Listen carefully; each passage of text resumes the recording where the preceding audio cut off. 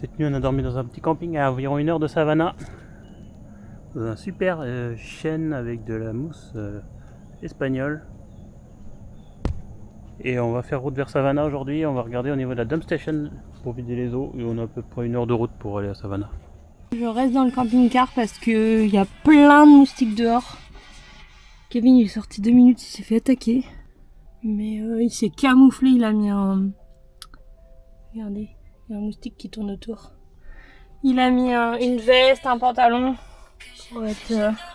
et du produit à moustique pour être couvert parce que on n'a pas envie de se faire piquer comme l'autre fois dans l'église. Ça y est, on arrive à Savannah. En Géorgie. En Géorgie, ouais. On est en Géorgie depuis hier. Et moi, il y a un moustique qui a rien trouvé de mieux à faire que de me piquer là. Du coup, j'ai la lèvre toute gonflée. Mais bon, c'est pas grave. Comme ça. Et la Géorgie, c'est l'état de la pêche. Beach State. Ouais. C'est la spécialité de l'état sur l'autoroute, sur l'highway. On en voyait plein. Most famous fish. C'est connu pour ça, la Géorgie. Ça y est, on vient de se garer. Il y a le parking du Visitor Center qui a $20 pour de 8h du matin à 8h du soir. Alors c'est vrai que c'est peut-être un peu cher, mais au moins on est en sécurité, on risque pas de se prendre une amende. Là ça y est, on vient de payer. Et comme ça après on va tout faire à pied. Normalement ça devrait pas être trop loin. On est toujours au Visitor Center de Savannah. Et il y a l'équipe des Savannah Banana. C'est du baseball.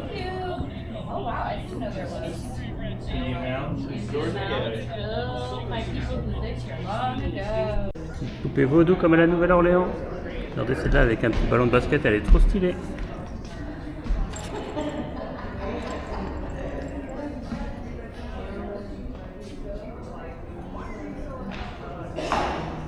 Du coup, on va quitter le Visitor Center et on va se diriger vers l'Historic District. Savannah, c'est connu pour être la ville des squares. Il y a à peu près 24 squares à Savannah. Et Savannah, c'est parmi les 10 plus belles cités des États-Unis. Donc là, on est là au Visitor Center. Et le but, c'est qu'on fasse un peu le tour des squares. On va aller là, au City Market, où il y a des producteurs locaux. Là. Après, on va aller sur le waterfront. Au niveau de Savannah River, où il y a le bateau, comme à la Nouvelle-Orléans, normalement. On va revenir là, et après, on va essayer de prendre un bus pour aller à un grand parc au bout de la ville.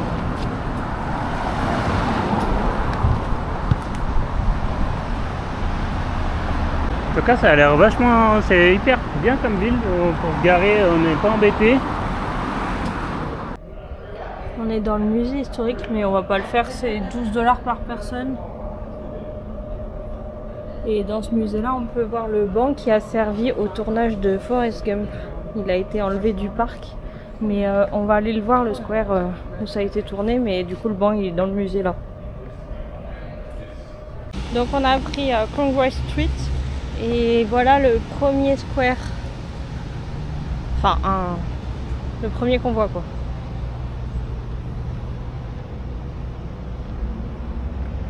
Il va y avoir des jolies agapantes ici, mais elles ont fané. Bien fleuri. Il y a plein de plantes. Savannah est citée parmi les 10 plus belles villes des États-Unis. Au XIXe siècle, c'était le port de coton le plus important des États-Unis. Elle a été créée en 1733, et ce qui en fait l'originalité, en dehors de sa longue histoire à l'échelle des États-Unis, c'est qu'elle a été la première ville du pays à être planifiée. L'architecte a imaginé une ville aux rues perpendiculaires donnant régulièrement sur des squares. Il y en a 24 et aujourd'hui il en reste 22. On arrive à faire une petite rue bien sympa là. Je pense que le soir ça doit pas mal bouger, il y a des restos, des vendeurs de glace, c'est sympa. Là-bas, il y a des chevaux pour faire le tour de la ville en calèche. Donc là, on est au City Market. On va aller voir ça.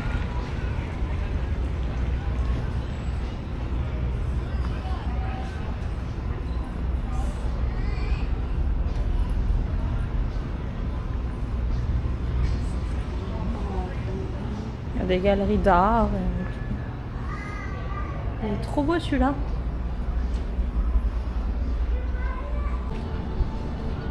On est sur le City Market de Savannah. C'est une grande allée où il y a plein de...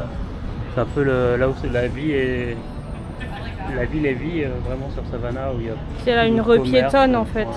Et là il y a Beards et leurs fameux cookies. Donc on testera peut-être après. Mais avant, on va voir pour faire le musée de la Prohibition. Was that clear enough what I said in terms, I just tried to lay out the basics. On entre dans le musée de la Prohibition.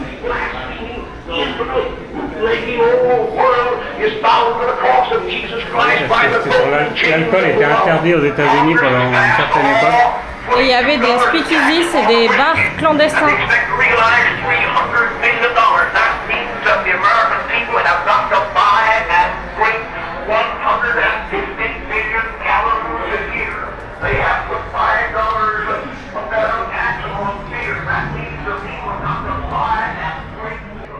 Oui, et l'alcool était jeté quand il y avait un bar clandestin qui a été trouvé. L'alcool était jeté et du coup les enfants ils ramassaient... C'est jeté dans les caniveaux en fait et donc du coup les enfants ils ramassaient avec des tasses pour des essayer de récupérer... La bière, le whisky, tout ça.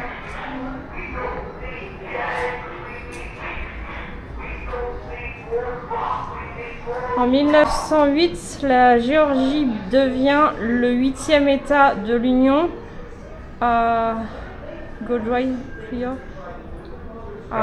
Mettre en place la prohibition. Ouais.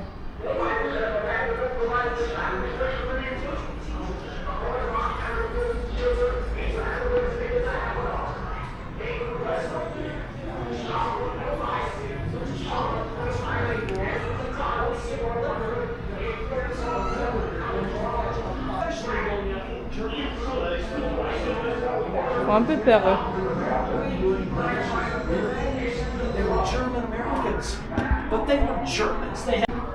La prohibition a commencé dans le Maine en 1851.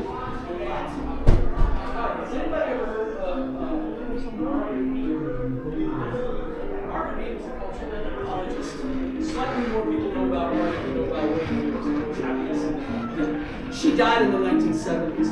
Now she's responsible for the quote that changed my life, and that is this: never doubt that a small group of thoughtful people up to the first saloon she sees. Donc en fait, l'Union des femmes chrétiennes voulait l'interdiction des saloons.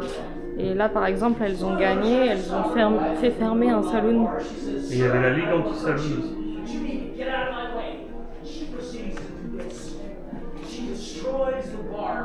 Et c'est ça en fait, ils voulaient mettre un amendement dans la Constitution pour que l'alcool soit prohibé aux États-Unis.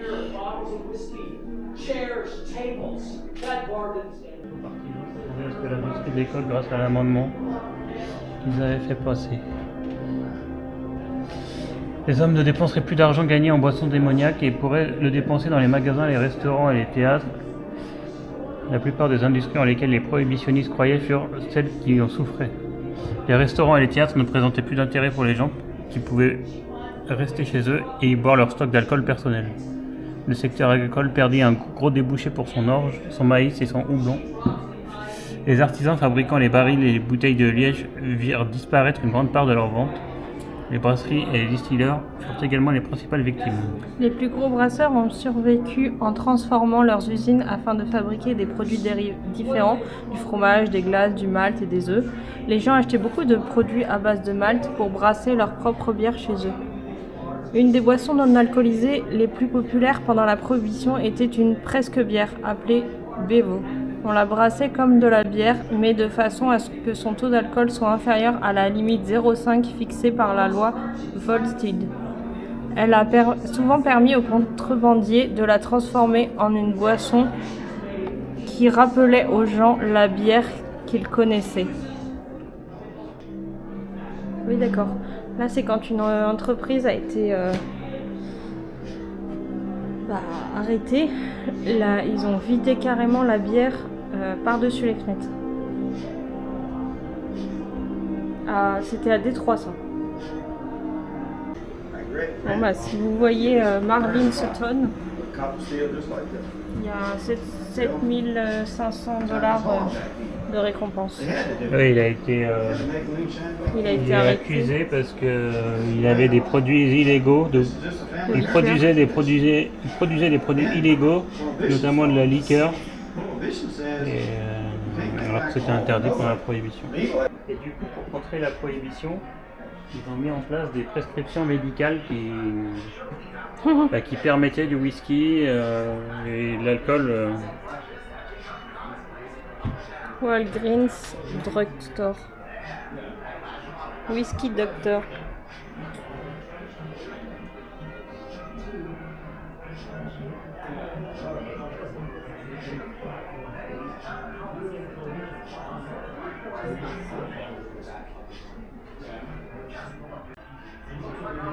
Juste avant l'entrée en vigueur de la prohibition, les gens faisaient des réserves d'alcool avant qu'il ne soit illégal d'en acheter. Les sous-sols de nombreuses maisons ont été transformés en immenses entrepôts et caves à vin dans l'espoir que leurs réserves dureraient toute la durée de la prohibition. Les médecins pouvaient aussi prescrire des boissons alcoolisées ou du whisky comme médicament. Cette faille dans la loi de la prohibition obligeait les patients à faire la queue chez le médecin pour obtenir une ordonnance qui leur autorisait une pinte d'alcool tous les 10 jours. Les pharmacies Walgreens qui ont fait fortune en remplissant des ordonnances de whisky. Au début de la prohibition, Walgreens n'avait que quelques pharmacies dans l'Illinois. Et à la fin de la prohibition, l'empire Walgreens était composé de 600 magasins dans 30 États. C'est pour ça qu'il y en a beaucoup maintenant. Ouais. Les hôpitaux stockaient de l'alcool dénaturé qui pouvait également être utilisé dans les distilleries. Soudain, les hôpitaux commandaient de l'alcool par wagon plutôt qu'en bouteille.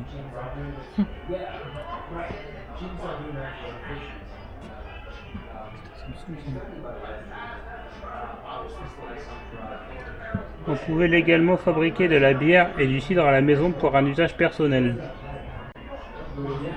La bière sans alcool comme la Bevo d'Hunter-Bush, équivalent de Hoodles. Une autre faille permettait la production domestique de jus de fruits fermentés. Les viticulteurs californiens expédiaient leurs produits dans tout le pays pour la fabrication de vinaigre d'éthique. De même, les vignerons vendaient des morceaux de concentré de vin appelés briques de vin. Et du coup, là, l'alcool, il est caché où? Et ben, sur en le fait, poulet, ça là c'est du poulet, mais en fait, non, c'est un vase avec de le. Ah. Ouais. L'éléphant aussi, non?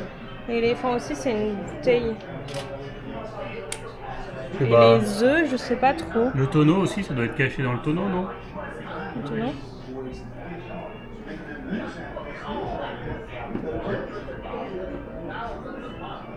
Ils ont trouvé des parades pour cacher l'alcool. Le bretzel, là, il y a un bouchon en fait, on voit. Là, le livre là, et ben, il a un bouchon juste ici. En fait, c'est une bouteille. La canne, pareil. Dans une canne, je vais faire ça moi à l'EHPAD. Je vais cacher de l'alcool dans les cannes. On arrive un peu dans les prémices de la NASCAR, dans le sens où pour transporter de l'alcool, il fallait des voitures rapides. Et c'est comme ça qu'est un peu créé la NASCAR. C'était des contrebandiers qui, durant la prohibition, qui transportaient de l'alcool et qui faisaient un peu la course. Et c'est comme ça donc qu'ont eu lieu les premières courses de NASCAR. Ah ça c'est le Ku Klux Klan. Ça c'est les années 20. Avec le Ku Klux Klan. Ouais. Et ça c'est tous les meurtres d'Al Capone en fait, non? Ouais, je pense. Le meurtre de la Saint-Valentin.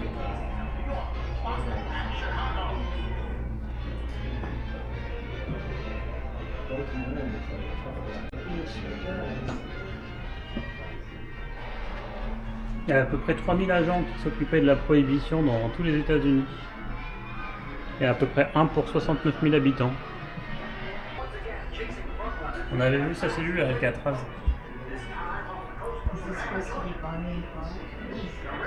Il avait seulement 25 ans quand il a commencé à Chicago.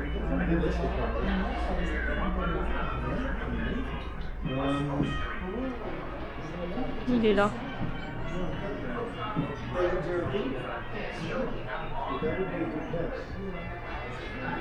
Il donne pas envie de le rencontrer.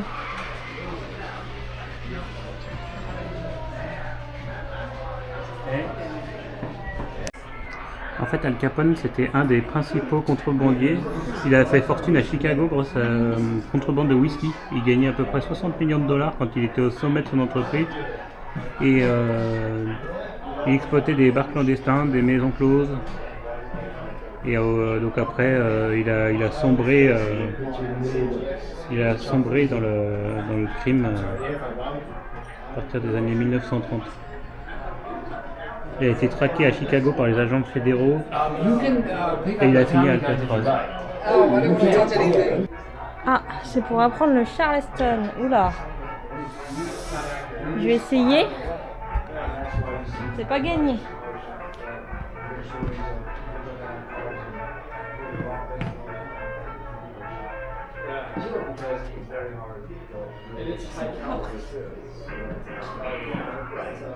Je pense qu'il faut que tu reviennes au milieu, non?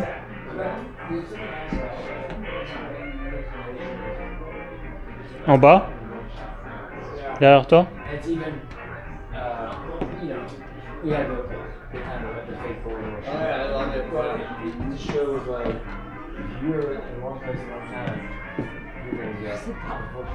Trop dur. Échec. Bon. C'est mieux comme ça.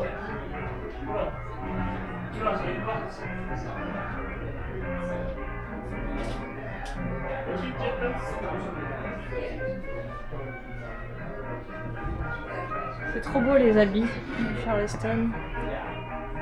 On est bien dans les années 30 là.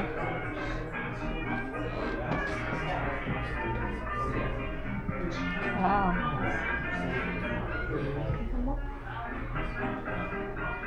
Tu veux sonner à la porte?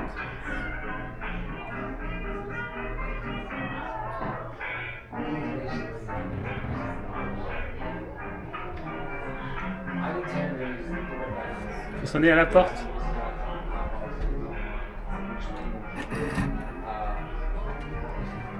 What do you want? Who sent you? Tell him Gus. Gus sent ya. Gus. Gus. Yeah. All right. Come on in. Speak easy. Hi. Trop beau. Stylé.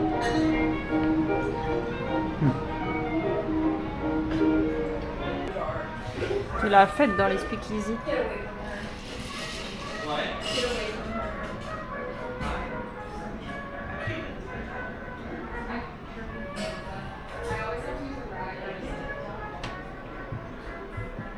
C'est les années folles.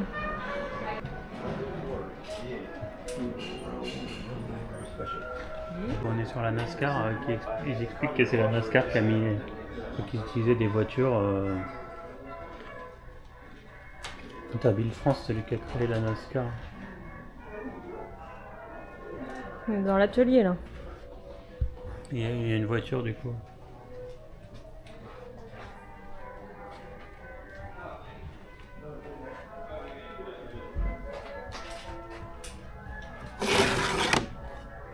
Les voitures les plus rapides. Pendant la Prohibition, les trafiquants de rhum faisaient partie des casse-cous les plus téméraires pour violer la loi.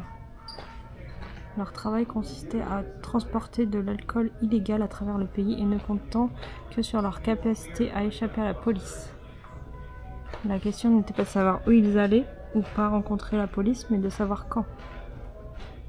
Il était impératif pour les trafiquants de rhum d'être préparés à cette éventualité. Se faire prendre les menèrent directement en prison et toute l'opération serait mise en péril. NASCAR est encore de nos jours un trésor précieux de la Prohibition, même si de nombreux Américains ignorent son origine bien arrosée. C'est un spectacle extrêmement populaire, suivi par des millions de passionnés chaque année. J'ai un passionné là. La famille France, qui a créé la NASCAR, supervise toujours cette gigantesque organisation. Bill France, le fondateur de NASCAR, n'était pas trafiquant de rhum, mais ses premiers pilotes l'étaient presque tous.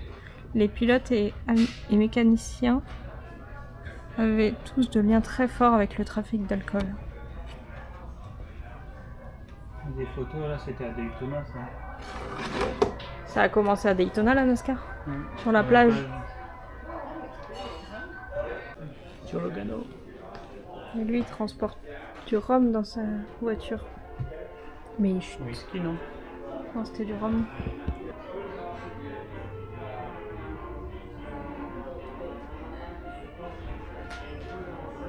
Et là il y avait les premiers drapeaux avec damier. 1929. Le moteur plus puissant en milieu de 1930.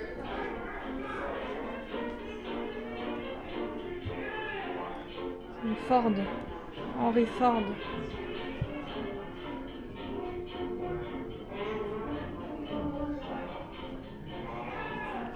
Et V8.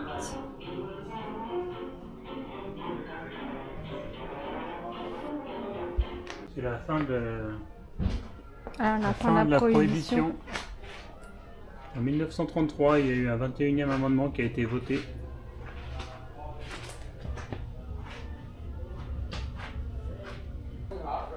C'est le 6 décembre 1933, là, dans il y a l'article de journal.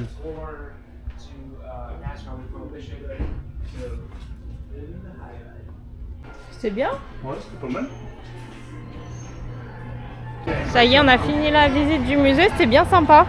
Ça nous a pris une demi-heure. Il y a encore une voiture pour la promo du musée. Ah, il cache quoi lui?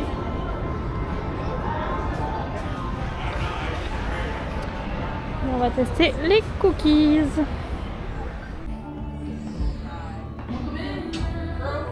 Ouais, les cookies, ouais. Des tartes ça. Ah non, des cookies. Oh, vache. Ça a l'air bien bon. Il y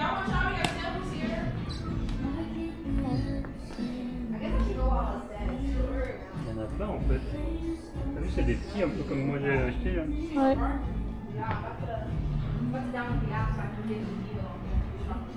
C'est les meilleurs cookies de Savannah. Savannah. Apparemment. Ça va partir. Bon, ils nous ont fait goûter plein de petits cookies et on a pris 2 paquets.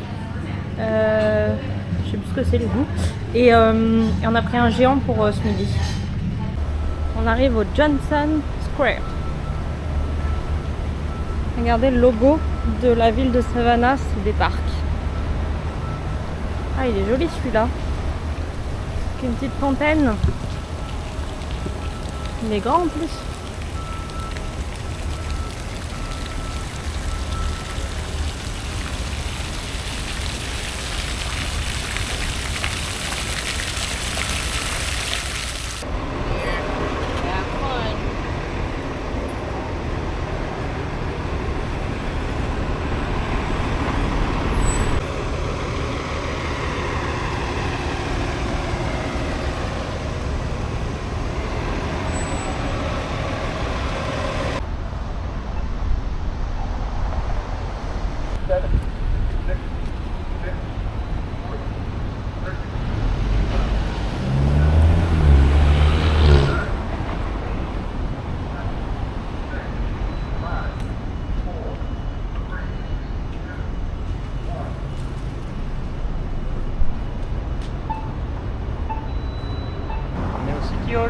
Oui.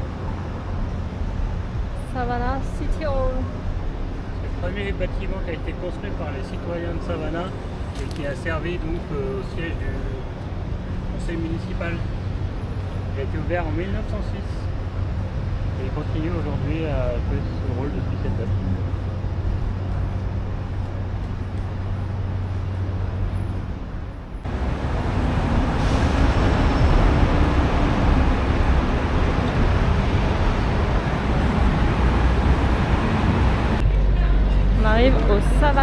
waterfront.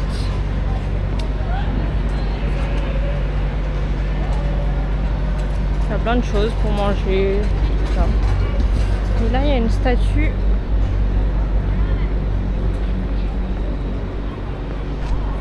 Georgia Queen.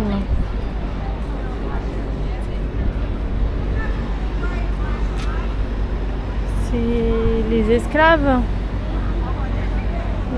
africains sont enchaînés.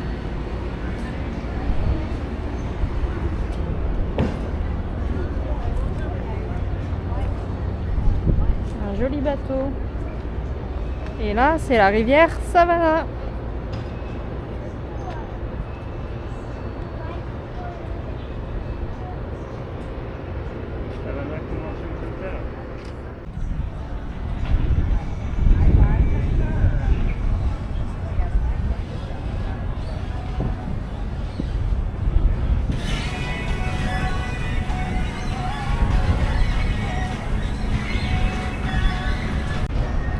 Il y a un bateau de container derrière, il est énorme. Il y a rien à voir dans les marchandises là-dessus. Et les rois aubes, comme à la Nouvelle-Orléans.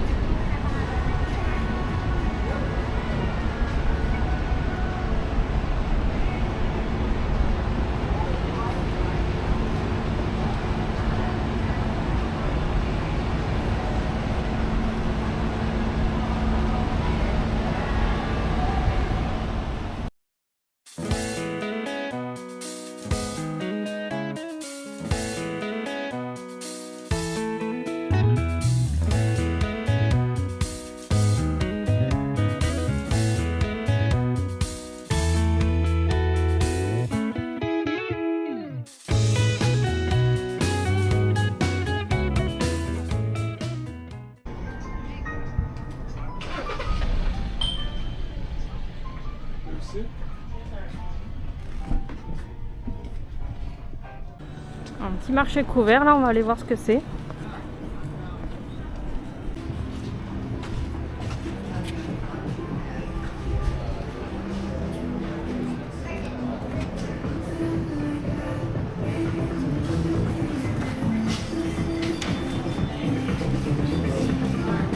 Il y a pas à manger.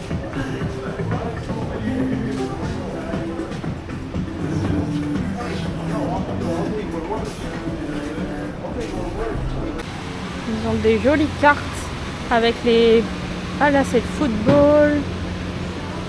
Ceux-là le parc. Et on en a vu une avec les parcs nationaux des États-Unis, mais elles étaient très chères, elles étaient à 140 $. Et en fait tu mets les petits pins là où tu as été. Là sur l'Italie. Elles sont magnifiques leurs cartes, elles sont en bois. Fat Tuesday, ça nous rappelle des souvenirs. La première c'était à Vegas et on en avait repris un à la Nouvelle-Orléans. Ils n'ont pas beaucoup de goût, c'est un petit Fat Tuesday. Bon bah voilà. On a été chez Fat Tuesday. On a pris Blue Raspberry, donc des mûres, et Strawberry, des fraises. Et on a pris un supplément Captain Morgan, du rhum. C'est classé à l'intérieur. On est arrivé au Morel Park. Et il y a la statue. C'est un peu l'emblème de Savannah. On va aller la voir de plus près. Qu'est-ce que tu fais toi? Je bois mon Fat Tuesday. Ça c'est la Waving Girl, Savannah's Waving Girl, avec son petit chien. C'est une statue emblématique de Savannah. Il y a une autre statue emblématique, c'est la Bird Girl, je crois. Mais elle est au musée historique, le musée qu'on n'a pas fait tout à l'heure.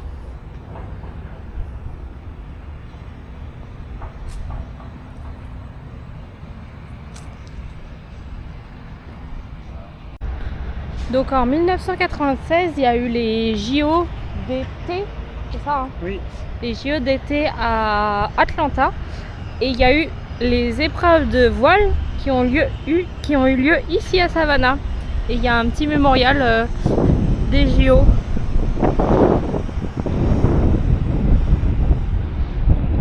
Yachting en 96.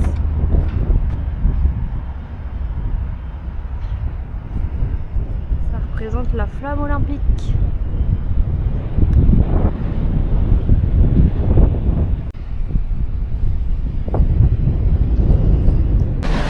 Love my dog, oh so cute. Nouveau parc, le Emmett Park.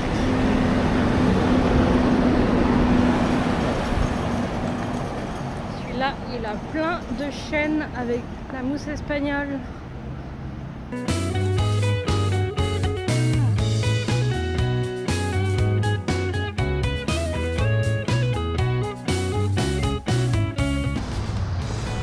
Les drapeaux ils sont en berne aujourd'hui.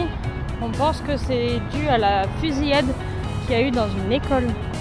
Tiens, un Cybertruck de garé. C'est pas souvent qu'on s'en approche. C'est près. Maintenant c'est assez commun aux États-Unis. On en a pas mal. On voit rien dans les vitres.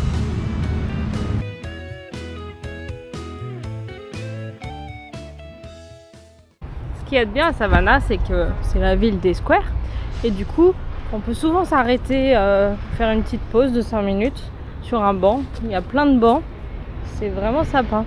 Puis c'est très vert. 5 minutes sur un banc avec toi. C'est très vert en plus. L'herbe elle est bien verte. Même en fin août, elle est presque début septembre. Elle est verte. Je suis pas sûre que ce soit arrosé, hein. Je pense vraiment que vu que c'est humide, c'est vert. Regardez les gouttières, les petits poissons.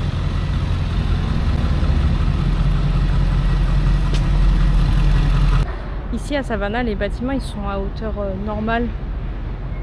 Ça c'est vraiment le plus haut. Ils sont pas très hauts. Là on est vraiment au plus haut des bâtiments de la ville. La Marshall House, elle est vraiment jolie. Ça rappelle les bâtiments en fer forgé de la Nouvelle-Orléans. Magnifique le balcon.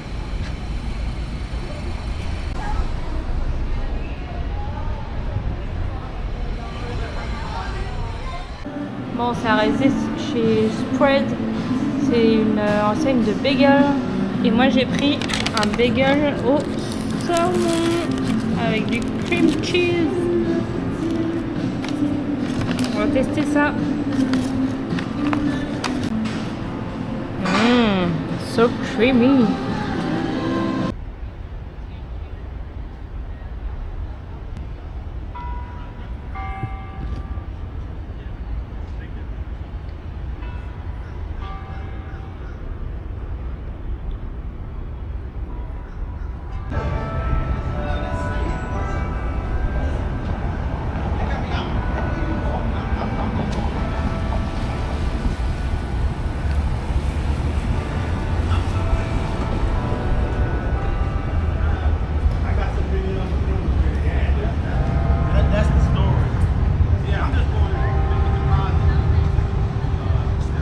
Il est 14h.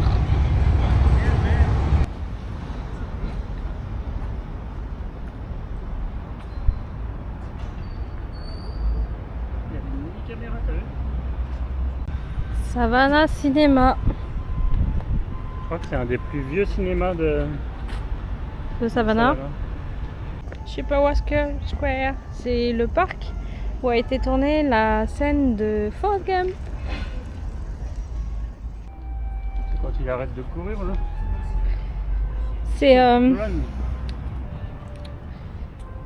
C'est le parc où il dit, maman disait toujours, la vie c'est comme une boîte de chocolat. On ne sait jamais sur quoi on va tomber. Bah, c'est là que ça a été filmé.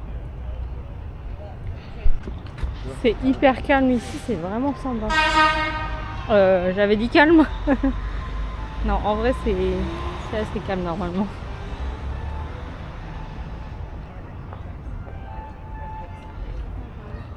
Great. Okay.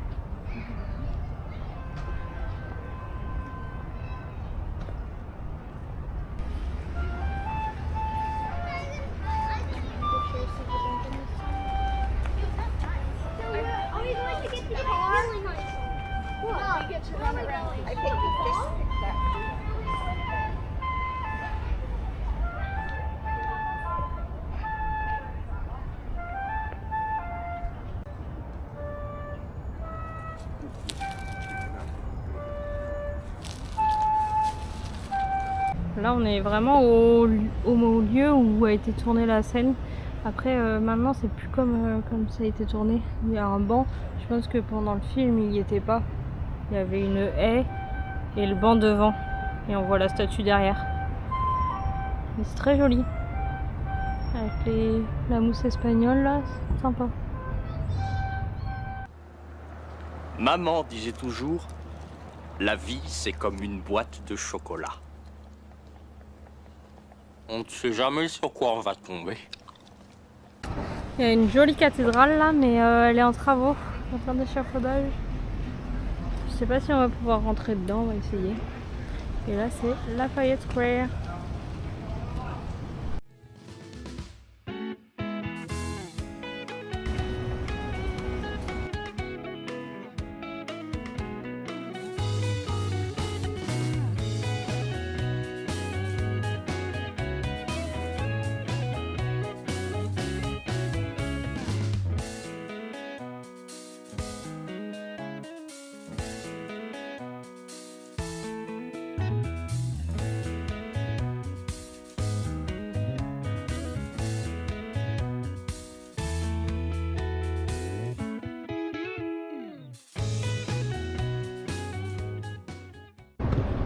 Regardez, je vais filmer un touriste, un French touriste, avec son sac Décathlon. C'est vraiment un touriste. Coucou touriste. C'est joli cette petite allée.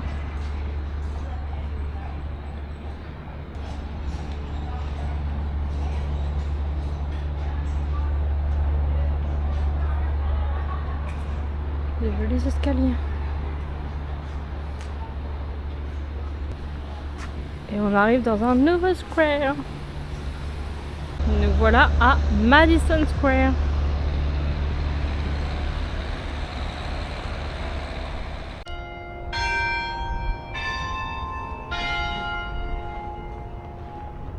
On est sur John Street et c'est une des rues les plus belles des États-Unis, avec les chênes, avec la mousse espagnole. C'est une rue très instagrammable. Très jolie. En plus c'est calme. Il y a des drapeaux des États-Unis partout. Il y a même un drapeau français. Ils sont très jolis ces feuilles. On arrive au 40th Square, c'est le plus grand square. Là c'est carrément un parc qui est un peu plus à l'extrémité de la ville. Le Central Park de Savannah. Ouais, c'est un peu ça. Central Park de Savannah. Et ici il y a une fontaine qui est mythique.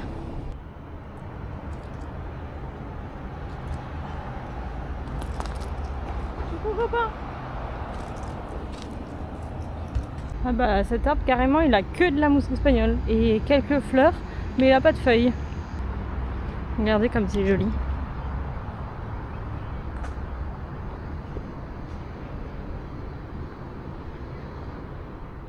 Oh, bah ils ont enlevé la fontaine. Je pense qu'elle doit être en réparation. Je suis triste. Elle ressemble à ça normalement. Ils ont carrément démonté.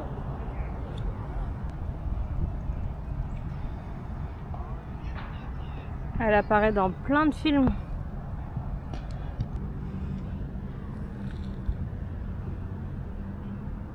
Bon bah on a vu qu'elle était en restauration depuis le mois de juin. Tant pis. Et petit fun fact, pour la Saint-Patrick, ils teintent l'eau en vert.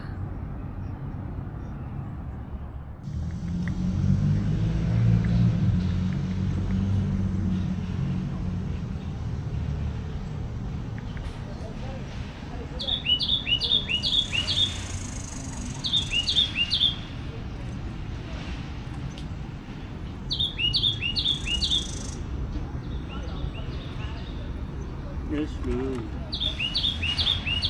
J'y fais rien.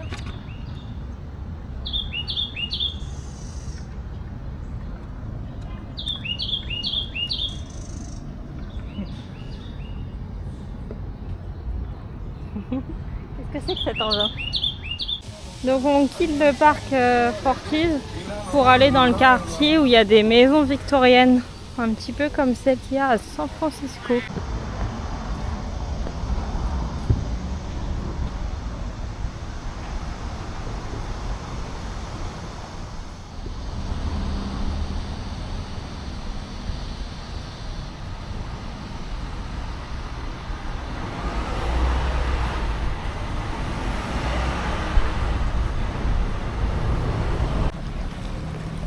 C'est bien sympa le petit jardin là, la petite maison.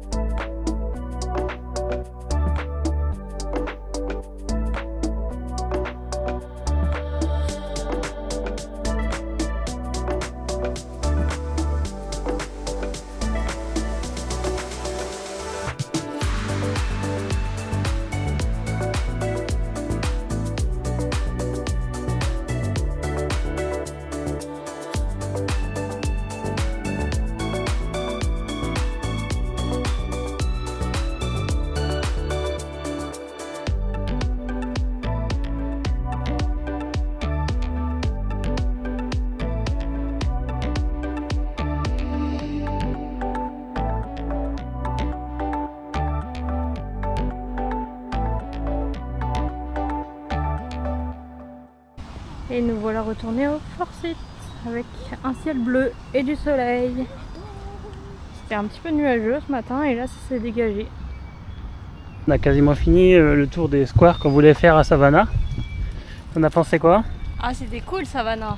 C'est hyper calme, chill. Franchement c'est sympa. C'est mignon, c'est joli. C'est une ville à taille humaine, on peut le faire à pied facilement. C'est joli, c'est vrai que ça fait des belles photos. C'est sympa. Ouais. Après, en une journée, je pense qu'on a un peu fait le tour. Oui, il y avait suffit, ouais. un ou deux trucs, le cimetière Bonaventure que nous on n'a pas fait. Je pense. Oui, mais il faut y aller en voiture. Ouais. Et je pense qu'on va essayer de voir pour aller à la plage, nous.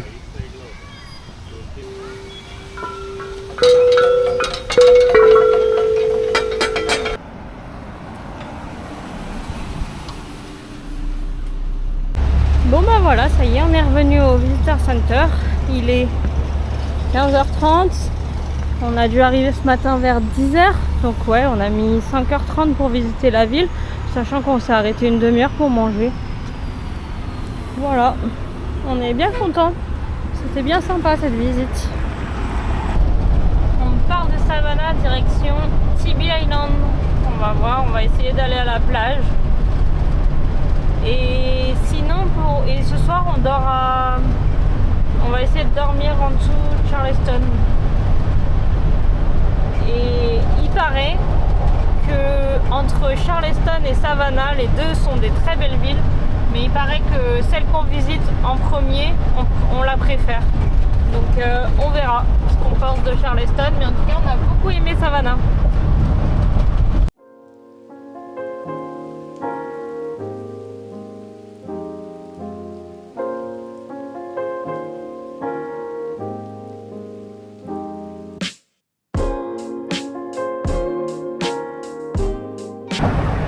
Ça te fait penser à quoi ce paysage? Outer Banks, la série sur Netflix. Ouais, c'est une série qu'on a bien aimée à Outer Banks. C'est tourné en Caroline principalement. À Charleston. À Charleston, et il y a des scènes aussi à Savannah, je crois. Ça y est, on vient de se garer à Tybee Island et on va aller à la plage. On a mis 2 heures de parking, on a payé $8.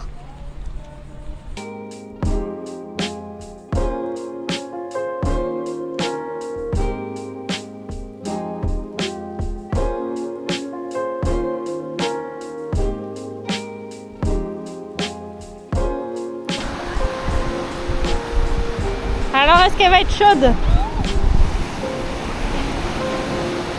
Elle sera toujours plus chaude que la river d'hier, la Crystal River. Oh, ça va. Elle est un peu fraîche, mais ça va.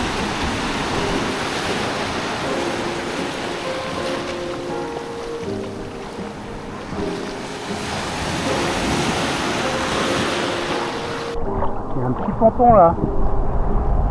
Petit jeté.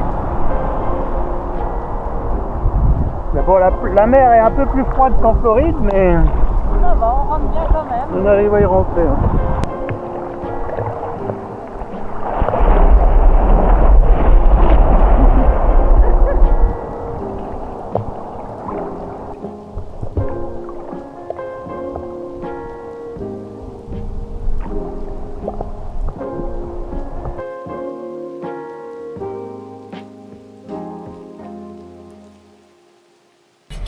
De retour à Savannah pour aller sur Charleston. Petit dernier tour à Savannah avant de partir.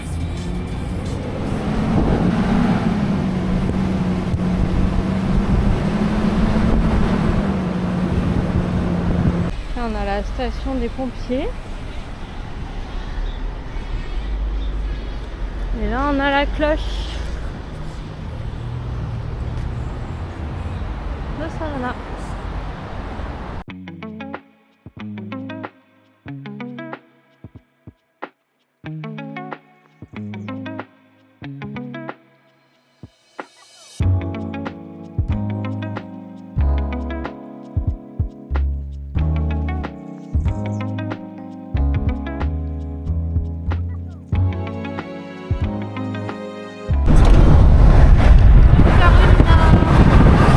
Bienvenue en Caroline du Sud. Alors un autre état sur notre liste. Regardez qui nous suit, c'est le shérif. Bon, j'ai pas filmé, mais on vient de se faire arrêter par la police. On est sur la route de Charleston et en fait là on est sur une petite route et Kevin il a pas fait attention aux panneaux, il a pas fait gaffe et on a dépassé la limite autorisée. Du coup panique à bord. Donc la voiture elle nous a suivis avec les gyros, donc Kevin s'est arrêté. Et là quand c'est comme ça il faut rien faire, faut surtout pas descendre, faut couper le moteur et juste attendre qu'on vienne te voir. Donc c'est ce qu'on a fait. Et le gars il est venu, il nous a dit qu'on roulait trop vite. Il nous a demandé notre licence, notre permis. On lui a donné le passeport aussi. Et il nous a dit c'est juste un avertissement mais roulez plus doucement. Sinon l'amende c'est 80 $ je crois.